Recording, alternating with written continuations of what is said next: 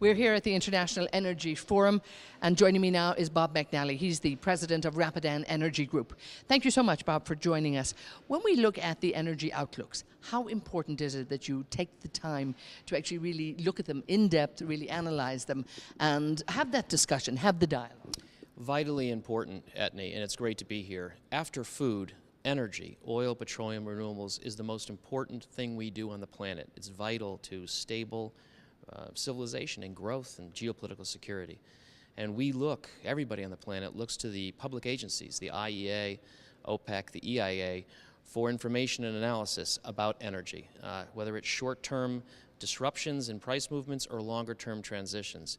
So it's crucial to understand and to try and harmonize those outlooks to make sure we understand what these agencies are saying, why they're saying it, and why perhaps when they differ, why they differ, and trying to resolve those differences. It's, again, one of the most important things we do on the planet, and the IEF is a critical forum for bringing together. It's the only place where we all come together and try and make sense of it all.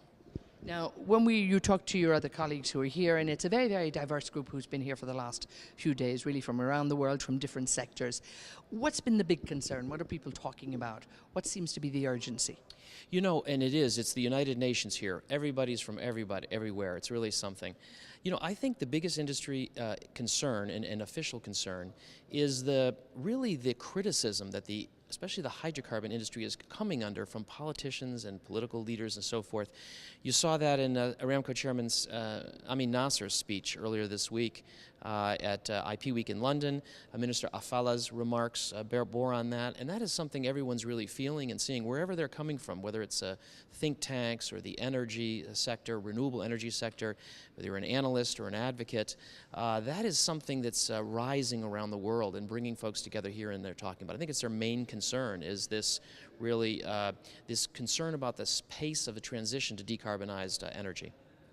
And again, when we look at this information now, you in your former life in the government in the US advising in energy policy, and indeed now, when you really look at all of these outlooks again, what are the key things you're looking for? Well, we're looking for realistic assumptions about the pace of change. You know, one thing we talk about here, and I think energy experts know, is it takes many, many decades to have big transitions in energy forms. It's just the way it is. Gas, electricity, they took many decades to replace their preceding energy forms. That is something I think most folks here understand, but again, going back to what I said earlier about the broader public concern, it's communicating that to folks who aren't in the energy world so that there's a realistic expectation about the pace of energy change. Outside of groups like this, one hears often about transition in 10 years. We're all going to be off of oil in 10 years. In this room, and you saw from just about every presentation yesterday, a sense that that's probably unrealistic. Energy transitions will occur. They're important. Climate change and decarbonization are important issues, but by the very nature of energy, its scale, the capital investment, the dependence that we all have on the systems we're currently using, and history shows that it takes longer to achieve it. And so that's something I think that brings folks together here, but is a common challenge for us to communicate that more broadly. Now, also, of course, around this time is the 5th roundtable gathering of the thought leaders, the IEF and CAPSARC. Now, CAPSARC, of course, here in the Kingdom, it's a research institute, really. Again, how important is that dialogue? How important is it that you're all talking around the table here, hopefully to enrich the conversation as well and bring some more detail for CAPSARC? It's very, very important. And if I can just make a little plug for my friend Adam Szyminski, who I think has just done a great job at bolstering the CAPSARC mission. We're seeing more and better analyses on issues, particularly ones I focus on, such as how boom and bust oil prices can be economically harmful.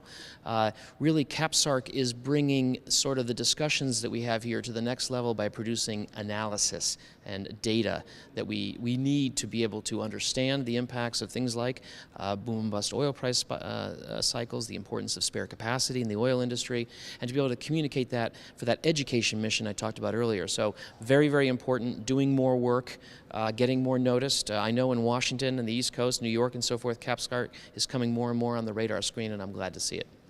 And when we look at the International Energy Forum, really the place for dialogue between producers and consumers, absolutely essential, I would imagine, particularly as things get more complicated and more diverse as we go through. Do you see a huge role for the IEF in the years to come? No question. I was glad to be present at the birth of the IEF and very strongly supporting it in the White House, working for President Bush when the initial plans were put in place.